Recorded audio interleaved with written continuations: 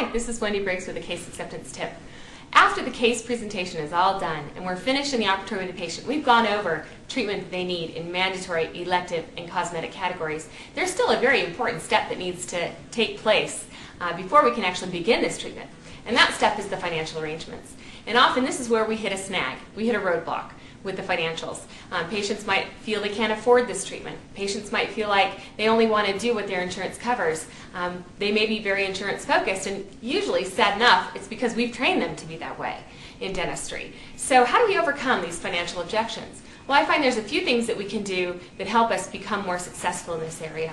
We need to have one financial advisor or financial coordinator in our practice that can go over the financial estimates the majority of the time with our patients. It's important that our patients begin to establish a relationship with someone.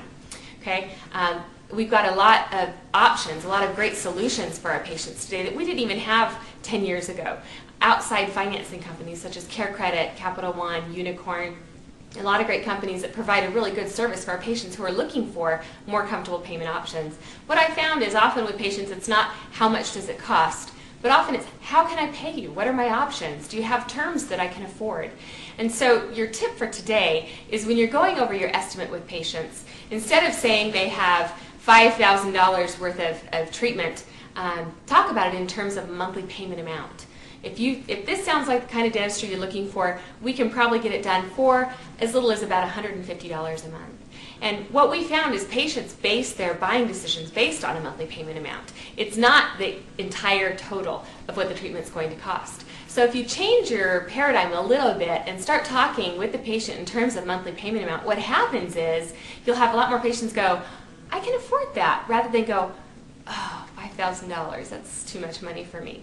So again, having good financial options in place for your patients, being able to review these options with them the day they receive their treatment plan is important as well. We can't send them out the door and say we'll call you and let you know what your options are anymore. We really need to get it handled before the patients leave.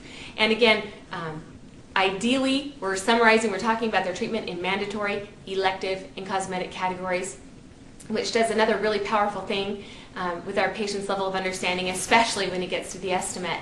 Because instead of a $5,000 treatment plan, we can break it down into more comfortable bite-sized pieces. And there may be only $1,500 that's mandatory, $2,500 that's elective, and another $1,000 of cosmetic or what have you. So breaking it down and using those terms is really important. And again, having flexible finance options in place will help us significantly do more dentistry.